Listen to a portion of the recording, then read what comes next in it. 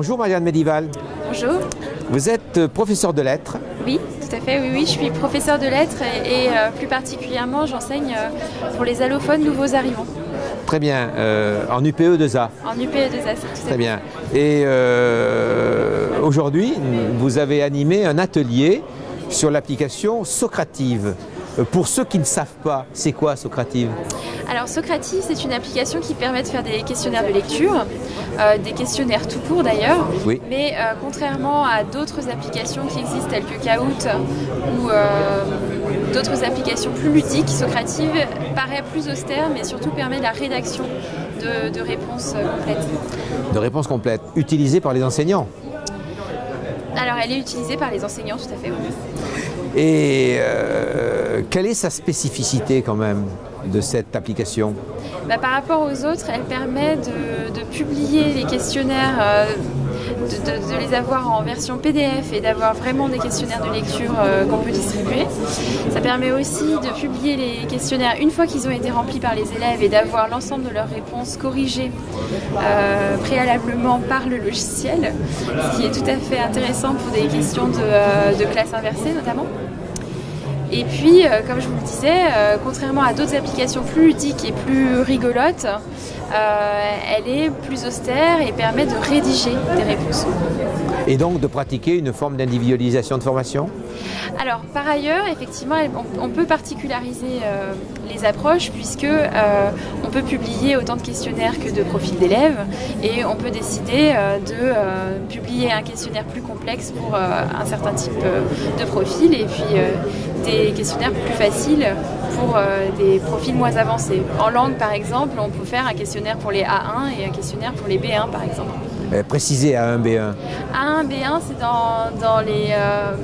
dans les compétences linguistiques qu'on attend des élèves. On va avoir des niveaux qui sont appelés par le CE, CRL, A1, A2, B1. Tout à fait. Bon, les questions que vous ont posées des enseignants ont porté sur quoi dans cet atelier? Alors sur la technicité et c'est surtout certains paramétrages qui permettent soit d'avoir un feedback en temps réel, soit d'avoir un feedback un peu plus tard, ce qui permet pour Socrative de faire soit de l'évaluation sommative, soit de l'évaluation formative en fonction de l'objectif du professeur. Et puis tout ce qui concernait... Qu'est-ce qu'ils ont posé comme question? Ils se sont intéressés surtout à cet aspect de rédaction. Est-ce qu'on peut voir les réponses des élèves en temps réel? En temps réel, oui. Ce qui est le cas, effectivement. On peut donc à la fois montrer ce que font les élèves tous en ligne, les uns sous les autres, pour comparer le niveau d'avancement des uns et des autres. On peut aussi masquer les réponses ou masquer les noms pour éviter d'afficher tel ou tel élève.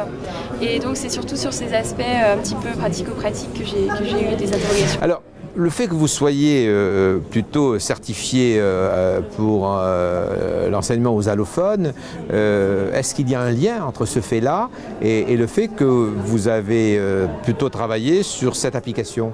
Oui, parce que c'est une application donc, qui permet déjà de faire des questionnaires de lecture et donc de compréhension écrite et, comme je vous le disais, de rédiger. Et donc moi, c'était important de pouvoir justement différencier en proposant à la fois des choix multiples, des vrais faux, ce qui est plus facile en fait et qui permet de viser un public de A1 par exemple, donc de petit niveau, de niveau de débutant. Et puis d'exiger des réponses plus longues, ça permet de viser un public soit de collège ordinaire, soit un public de B1 pour les apprenants qui sont plus avancés dans la langue. Est-ce que vous avez fait des émules parmi les stagiaires qui sont venus à votre atelier? Alors j'en sais rien, en tout cas je pense qu'ils étaient assez convaincus par la différence qui existe entre Socrative et d'autres types de questionnaires. D'applications questionnaires comme ça. Vous avez dit en fait tout à l'heure qu'en fait ça pouvait être appliqué à la pédagogie inversée. Oui, les élèves ont la possibilité de répondre à ces questions à la maison. Tout à fait. Et d'effectuer donc des petites recherches préalables. Alors j'ai une enseignante qui m'a demandé effectivement s'ils n'allaient pas tricher sur Internet. Oui, alors. Mais en fait, ce qui compte en classe inversée, c'est que les élèves travaillent et qu'ils fassent une petite recherche pour répondre à la question. Finalement, ça n'a pas d'importance. Ce qui compte, c'est qu'ils révisent le cours et qu'ils travaillent en autonomie. Donc le concept de tricherie, peut-être on en reparle au plan pédagogique, est-ce que c'est utile ou est-ce que ça ne l'est pas? Là, on peut le rendre utile, effectivement, ça dépend.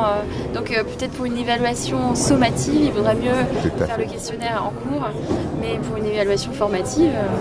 on n'est pas dans cette démarche-là. Finalement, ça n'a pas d'importance. Très bien, écoutez, merci. Je vous en prie, merci, bonne journée.